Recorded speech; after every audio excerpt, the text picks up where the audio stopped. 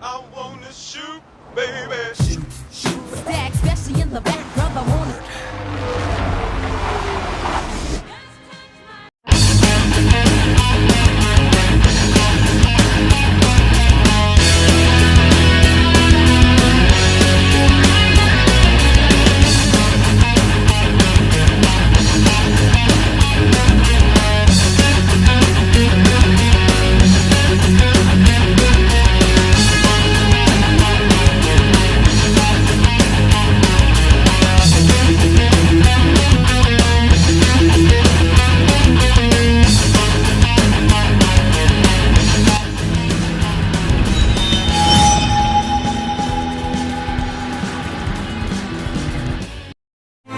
Jadi film ini mengisahkan prajurit bayaran bernama Wade Belson yang menjalani percobaan untuk menyembuhkan dirinya dari penyakit kanker. Ia memperoleh kekuatan dari proses penyembuhan tersebut, akan tetapi tubuh fisiknya menjadi cacat secara permanen. Dan sebelum masuk ke alur ceritanya, saya ingin kasih tahu ke kalian bahwa saya akan menceritakan kisah Wade Belson terlebih dahulu. Jadi biar nggak flashback bolak-balik ke masa lalu. Dan nggak usah lama-lama, mari kita simak alur ceritanya.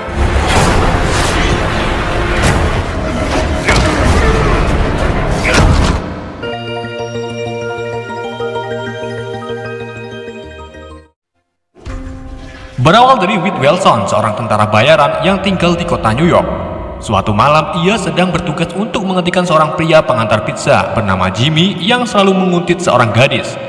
Wade mengancam Jimmy agar tak mengulangi perbuatannya, dan akhirnya Jimmy pun sepakat.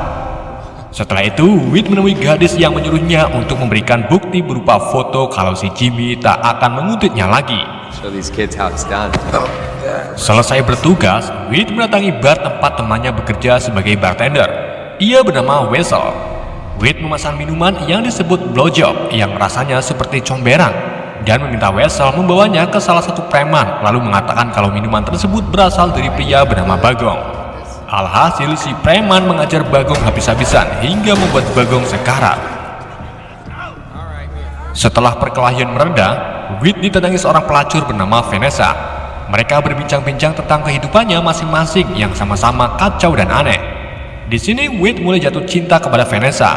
Begitu juga dengan Vanessa, yang pada akhirnya keduanya pun sensor-sensor banyak anak kecil belum sunat. Keduanya menjadi pasangannya romantis. Hampir setiap hari mereka selalu melakukan hubungan. Wade benar-benar bahagia bersama Vanessa, hingga pada suatu malam, Wade memutuskan untuk mengajak Vanessa menikah. Namun saat itu juga Wade tiba-tiba pingsan. Pagi harinya, Wade dan Vanessa pergi ke puskesmas untuk memeriksa keadaan Wade. Mereka terkejut saat Bu Dokter memberitahu kalau Wade didiagnosis menderita kanker stadium tinggi yang meliputi paru-paru, prostat, dan otaknya. Wade sangat lemas mendengar perkataan Bu Dokter. Kemudian Wade menatap wajah Vanessa yang terlihat tak ingin Wade menderita kanker. Wade sangat takut dengan apa yang akan terjadi kepada Vanessa. Ia berpikir bagaimana nasib Vanessa jika dirinya meninggal. Kini kehidupan mereka berubah, yang tadinya senang menjadi penuh kecemasan. Malam harinya, Wade menemui Wessel untuk sejenak meminum jamu buyung upi. Saat itu juga, Wessel mengatakan kepada Wade bahwa ada seorang pria yang dari tadi mencari Wade. Pria tersebut duduk di sudut ruangan. Wade pun menemui pria tersebut dan memanggilnya Agen Smith. Wade mulai bertanya apa maksudnya mencari dirinya. Smith kemudian mengaku sebagai perekrut dan ia memberitahu Wade kalau dirinya bekerja di sebuah fasilitas rahasia yang bisa mengobati penyakit Wade secara permanen. Gak cuma itu, ia juga bisa membuat Wade memiliki kekuatan super dan menjadikannya pahlawan super. Wade pun ragu-ragu dengan perkataan Smith, hingga akhirnya Wade memutuskan untuk pergi, tapi ia mengambil kartu nomor yang diberikan oleh Smith. Setelah pulang dari bar, Wade merenung sambil memikirkan penyembuhan yang diberikan Smith. Ia nampak menangis dan bingung. Kemudian Vanessa meminta Wade untuk tidur dengannya. Saat itu juga Wade memutuskan untuk pergi dari Vanessa. Ia keluar secara diam-diam, lalu menghubungi nomor yang ada pada kartu berwarna hitam. Singkat cerita, Wade berada di sebuah fasilitas yang sangat kumuh. Ia dibawa ke ruangan oleh Smith dan rekan-rekannya. Di sini Wade melihat pasien yang sedang diuji coba dengan punggung penuh tanduk. Wade kemudian masuk ke ruangan khusus, lalu tubuhnya diikat dengan kencang.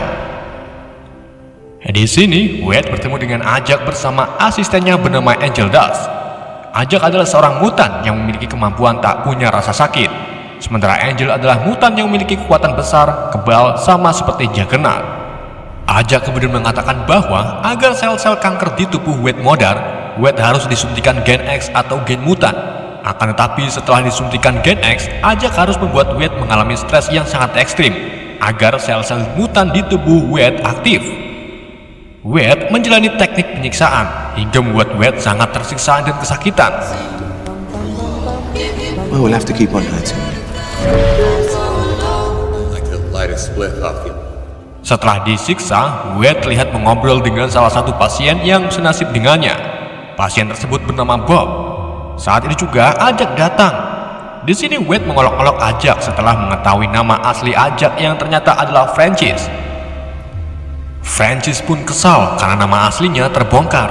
Kemudian ia memberitahu Wade kalau sebenarnya fasilitas ini bertujuan untuk membuat Wade menjadi budak super, di mana semua pasien yang sudah menjadi mutan akan dilelang untuk dijadikan prajurit pendamping. Mereka akan dicuci otaknya untuk mematuhi perintah pemiliknya. Francis kemudian mengikat Wade ke unit ruang barometrik, di mana oksigen di dalamnya akan disetel secara bertahap. Francis segera mengaktifkan prosesnya, kemudian meninggalkan Wade. Wade susah bernafas dan ia mulai kehilangan kesadaran. Saat ini juga kulit Wade melepuh seperti digodok.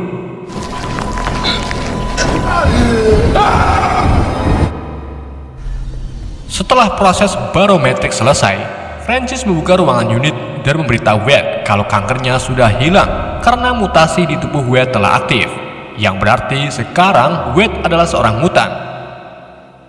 Tubuh Wade melawan kanker dengan sangat cepat. Wade juga dapat bermetastasis yang akan membuatnya tetap hidup tanpa batas alias abadi. Saat Angel akan melepaskan ikatan di tubuh Wade, Wade menanduk Angel untuk mengambil pentol korek api di mulut Angel. Setelah itu, Francis dan Angel pergi meninggalkan Wade. Beberapa saat kemudian, Wade mengeluarkan pentol korek yang ia dapat. Lalu Wade menyalakan korek tersebut dan meletakkannya di lubang oksigen. Seketika itu juga, api masuk ke selang dan ledakan pun terjadi.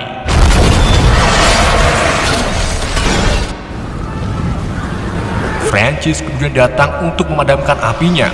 Ia juga melihat kapsul unit Wade pecah, dan secara tiba-tiba, Wade muncul menyerang Francis.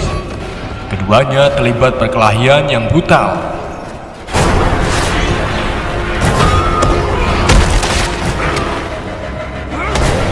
Wade yang masih dalam keadaan lemas dengan mudah dikalahkan oleh Francis. Kemudian Francis mengambil besi beton lalu menancapkannya ke tubuh Wade. Agar Wade tak bisa kabur, Francis membengkokkan ujung besinya. Setelah itu, Francis pergi meninggalkan Wade. Fasilitas kini terbakar hebat dan secara perlahan fasilitas tersebut runtuh. Keesokan harinya, Wade terbangun dari runtuhan. Dan siang harinya, Wade berjalan melalui jalan yang ramai untuk mengikuti Vanessa. Orang-orang terlihat jijik saat melihat wajah Wade. Di sini Wade memutuskan untuk tak bertemu Vanessa secara langsung karena ia khawatir nantinya Vanessa tak akan menerima keadaan Wade yang sekarang ini. Wade kemudian menemui Vessel di bar dan menjelaskan semuanya kepada Vessel. Wade mengatakan kalau Francis adalah satu-satunya yang bisa menyembuhkan bentuk fisiknya kembali. Maka dari itu, ia akan mencari Francis sampai ketemu. Vessel kemudian menyarankan Wade untuk membuat setelan baju dan topeng terlebih dahulu sebagai penyamaran. Lalu di sini Wade menyebut dirinya sebagai Deadpool. Singkat cerita, Wade membuat setelan baju dari sweater warna putih dan topeng dari kaos dalam. Ia mulai membunuh semua pengikut Francis untuk mendapatkan info keberadaan Francis. Akan tetapi Wade tak mendapatkan keberadaan Francis. Yang ia dapatkan malah setelan bajunya yang berlumuran dengan darah. Wade kemudian membuat setelan kostum ketat berwarna merah, lalu kembali mencari antek-anteknya Francis.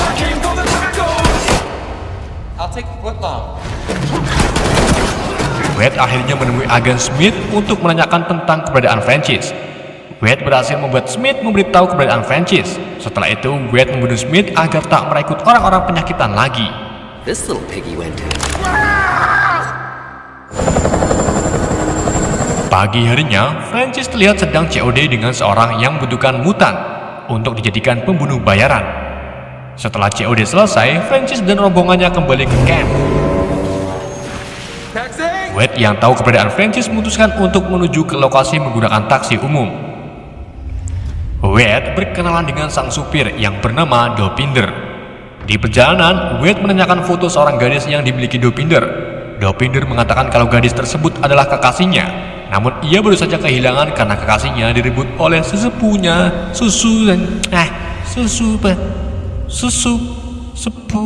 sepupunya sendiri. No, my slender brown friend. Wade kemudian menyarankan Dopinder untuk merebut pacarnya kembali. Jika tak berhasil, Wade menyarankan Dopinder untuk menculik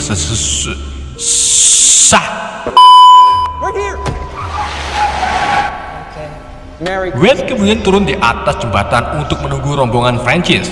Sambil menunggu, Wade berbicara kepada penonton dan bercanda tentang membelai bola Wolverine atau Logan untuk mendapatkan filmnya sendiri. Saat itu juga Wade melihat rombongan Francis dan segera turun ke salah satu mobil rombongan. Wade memukuli orang-orang di dalam mobil dan membuat mobilnya terguling.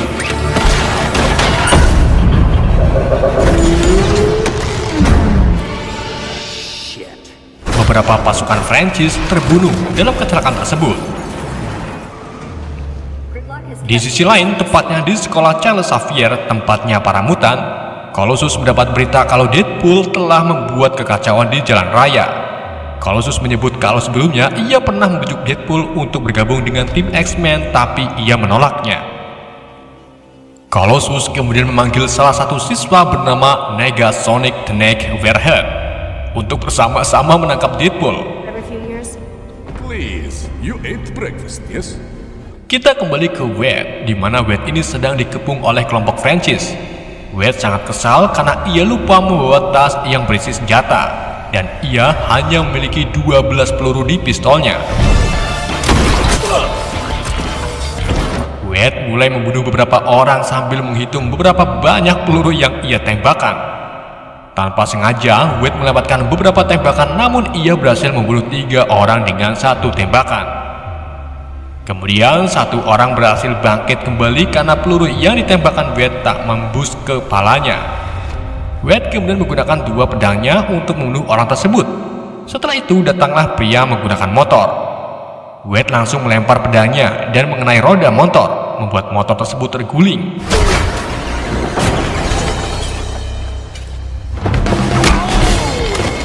Wade mengajar pria pemotor hingga helmnya terlepas, dan ternyata itu adalah Francis. Wade menusukkan pedangnya ke tubuh Francis, lalu membuka topengnya dan meminta Francis untuk menyembuhkan bentuk tubuhnya. Namun Francis menolak. Saat itu juga Colossus datang. Colossus langsung melempar Wade lalu mengatakan bahwa yang dilakukan Wade itu salah, karena telah membuat kekacauan yang menyebabkan banyaknya korban jiwa. Wade kemudian menjelaskan bahwa Francis adalah orang yang jahat, namun Colossus tak mempedulikan perkataan Wade. Di saat Wade dan Colossus berdebat, Francis diam-diam melepaskan pedang yang ada di tubuh lalu pergi. Hal tersebut membuat Wade sangat kesal. Ia pun marah dengan Colossus lalu memukulinya. Namun tangan dan kaki Wade malah patah saat memukul Colossus.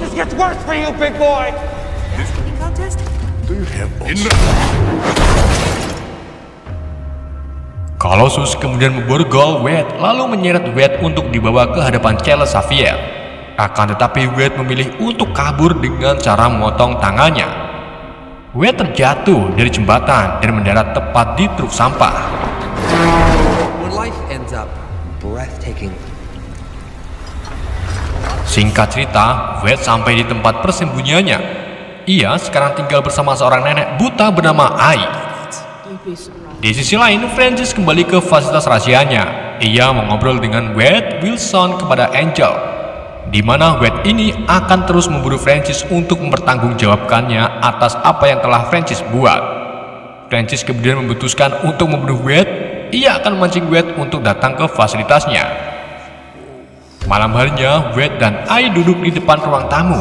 Terlihat tangan Wade kini mulai tumbuh, namun tangan tersebut masih berukuran kecil seperti bayi. I keep telling you, Mrs. McGill. The bad news is we don't have that long. Francis dan Angel mendatangi bar untuk menemui teman Wade yaitu Weasel. Francis menanyakan tentang keberadaan Wade kepada Weasel. Weasel memilih untuk tak memberitahu Wade berada. Kemudian Angel menemukan foto Wade dan pacarnya Vanessa di belakang Weasel. Francis pun memutuskan untuk mencari Vanessa, lalu ia akan menyandranya sebagai pancingan untuk Wade. Setelah itu Francis pergi. Weasel segera menelpon Wade dan memberitahunya bahwa Francis sedang memburu Vanessa. Saat itu juga, keduanya langsung menuju ke tempat Vanessa bekerja dan menemukan Stanley sedang menjadi DJ. Wade kemudian menemukan Vanessa sedang melayani minuman. Namun di sini Wade masih takut untuk bertemu dengan Vanessa karena bentuk tubuhnya yang buruk. Wade pergi ke WC untuk meyakinkan dirinya bahwa ini demi kebaikan Vanessa. Saat itu juga Vanessa mendapat kabar dari temannya bahwa mantan pacarnya sedang menunggu di luar bar.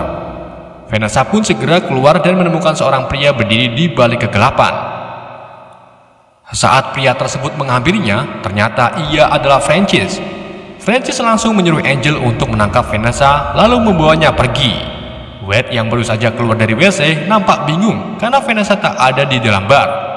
Wade kemudian keluar dan menemukan dompet milik Vanessa, yang menandakan bahwa Francis berhasil mendapatkan Vanessa lebih dulu. Wade dan Weasel pulang ke rumah nenek Ai. Wade sangat marah dan ia ngamuk. Wade kemudian mengumpulkan semua senjata untuk melawan Francis dan mendapatkan Vanessa kembali. Francis membawa Vanessa ke markas barunya, di mana markas tersebut ada di atas kapal rusak. Francis kemudian mengatakan kepada Vanessa kalau Wade akan datang ke sini untuk menyelamatkannya. Hal tersebut membuat Vanessa terkejut karena setahunya Wade sudah pergi 1 tahun yang lalu. Di sisi lain, Wade datang ke X Mission untuk meminta bantuan Colossus dan Negasonic untuk menyelamatkan Vanessa. Colossus pun menerima dan ketiganya menuju ke lokasi Francis dengan menggunakan taksi Dopinder. Di dalam perjalanan, taksi yang ditumpangi mereka mengenai lubang dan secara bersamaan terdengar suara orang kesakitan di dalam bagasi. Dopinder pun menjelaskan bahwa ia menculik sesepunya dan ini sesuai dengan apa yang disarankan oleh Wade. Mengetahui ada anggota X-Men, Wade pun pura-pura tak tahu dengan apa yang dibicarakan Dopinder. Ketiganya akhirnya sampai di lokasi Francis berada. Dan terlihat sebuah bangkai kapal besar yang bentuknya sama dengan helicarrier yang ada di film Captain America serta Avenger. Saat memasuki lokasi, Wade baru sadar kalau tas berisi senjata tertinggal di taksi Dopinder. Wade mencoba menelpon Dopinder, namun Dopinder tak menjawabnya karena ia sedikit mengalami kecelakaan, di mana bagasi mobilnya tertabrak mobil lain. Damn it! I'm gonna do this the old-fashioned and maximum. Wade akhirnya memutuskan untuk melawan pasukan Francis dengan pedangnya. Francis dan Angel kemudian muncul di atas kapal. Lalu Francis menyuruh Angel untuk turun melawan kelompok Wade. Angel maju ke depan lalu memukul Colossus hingga terpental jauh. Kemudian Negasonic menggunakan kekuatannya dan berhasil membuat Angel terpental. Setelah itu, pasukan Francis mulai menembak. Wade segera membawa Negasonic ke tempat yang aman. Sementara Colossus bertarung melawan Angel.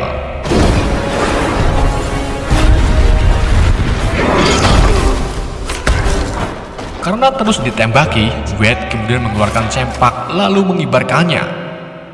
Di saat tembakan berhenti, Wade mencoba memberitahu pasukan Francis bahwa mereka telah dibodohi oleh Francis. Akan tapi mereka tak memperdulikan perkataan Wade dan kembali menembaki Wade. Wade pun kesal dan memutuskan untuk melawannya.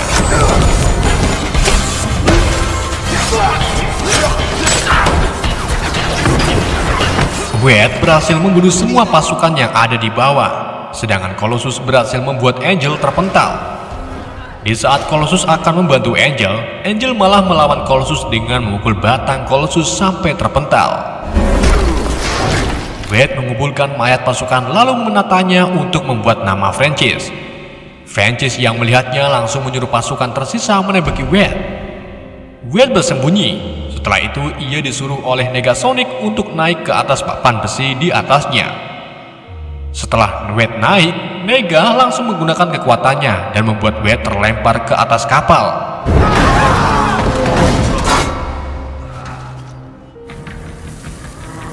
Setelah itu, Wade menemukan Francis telah menempatkan Vanessa di dalam unit barometrik untuk membuat Vanessa mati tercekik secara perlahan.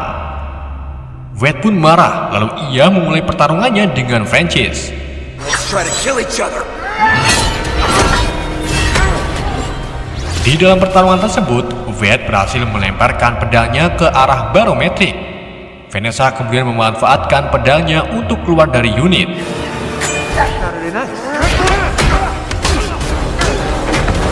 Francis kemudian menancapkan pisau ke kepala Wade. Saat bersamaan, Vanessa menusukkan pedangnya ke tubuh Francis. Francis kembali bangkit, kemudian ia melempar Vanessa di hadapan Wade. Di bawah, Angel mencekik Colossus dengan tampang besi. Negasonic tak tinggal diam. Ia menggunakan kekuatannya untuk membuat sebuah ledakan dahsyat.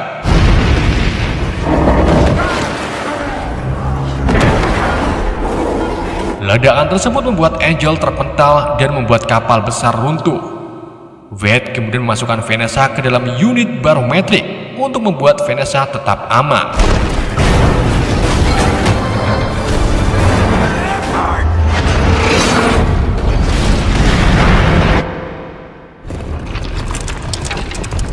Setelah runtuhan mereda, Colossus menyelamatkan Vanessa, sedangkan Wade kembali diserang oleh Francis.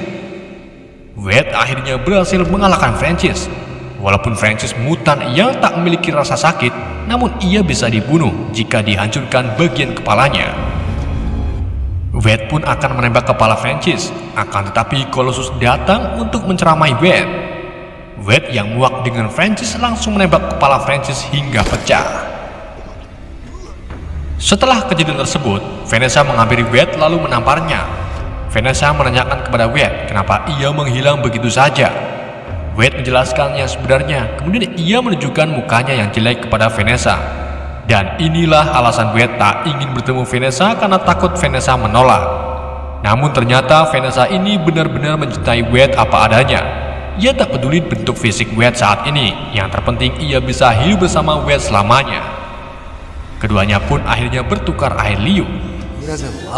Di adegan pasca kredit, Deadpool muncul dan memberitahu penonton bahwa studio sedang mencoba membuat Cable menjadi Squall. Deadpool masuk ke dalam, kemudian muncul kembali sambil menyebut "Yede", dan film pun berakhir.